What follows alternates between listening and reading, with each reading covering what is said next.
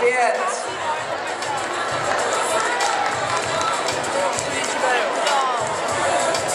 Na 5. místě zde vidím Anetu Mašátovou a Anetu Sinkorovou.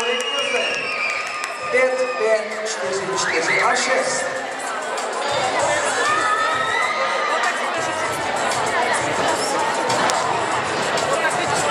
No a 4. místo, to je Kristýna Krejčová a Tereza Šráková, taktéž Unik Plzeň.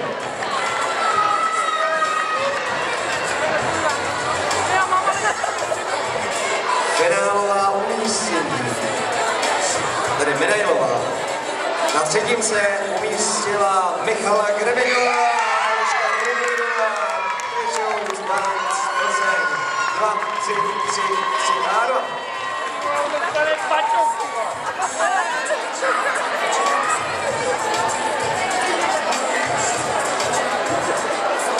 No a teď jde do druhého.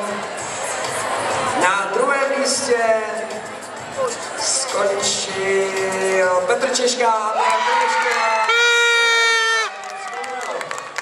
1, 2, 2, 2 a 3. Gratuluji. To znamená, že vítězkami se stávají Eliška Hodková a Kateřina